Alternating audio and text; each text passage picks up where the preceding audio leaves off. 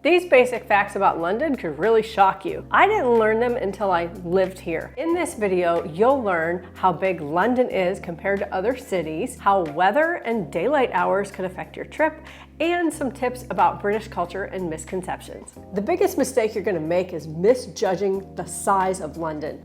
London is 1,572 square kilometers. New York City is 783.8. As of 2022, the population of London was 9.5 million and New York City 8.1 million. The way I like to think of it, New York City is tall and compact, whereas London is wide and flat. Now the good news is you can tell a lot by the postcode. The postcode system here gives you a really good idea of where things are if you understand how it works, because it's really different from the US system, which just uses numbers. You can look into the history of the system, but the basics are: the historic financial district is the City of London. It's home to the Stock Exchange and Bank of England. There is no downtown. No one says that here. However, the postcodes kind of work around that area. Generally, it's here. So WC1 is kind of like west of the City 1. EC1 is east of the City 1. SW is southwest of the city. So you probably wouldn't want to plan something in opposite directions in one day.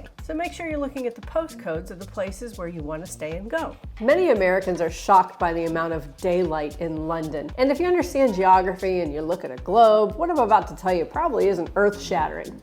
Pun intended, sorry. Seriously. In the summer, daylight is really long compared to the US. Sunrise is at 4:45 and sunset could be at 9:15, which means it's actually light out until sometimes 10:30. Here's a screenshot that I took around the summer solstice. What this means is it's really great in the summer to visit London because you have so much time to do more things in the daylight. And that's really good for female solo travelers. At Christmas time, the days are really short. It gets dark at like 4 p.m. I guess that's good though if you're going to Christmas light parties and you don't want to be out too late. Temperatures in London can be deceiving. We can have 1 to 3 days in the summer where it is 100 degrees Fahrenheit. I'm from Florida and I find those days here unbearable. It's usually around the mid-70s, but most places don't have air conditioning.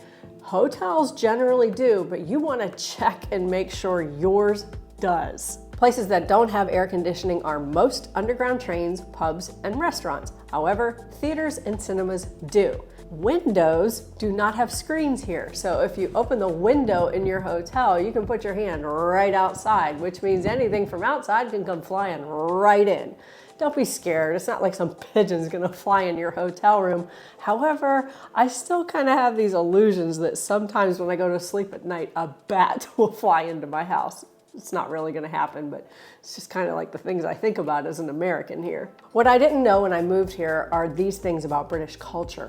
British people adhere to and respect the rules. Cues, order, diplomacy, ceremony, doing things properly. They also tend to be really quiet, which can come off to Americans as very sneaky, but it's just that they perceive us as very loud and showy. You don't need to be fake while you're here. Just respect the fact that you're in another country who has a different culture. Don't talk too loud or overshare.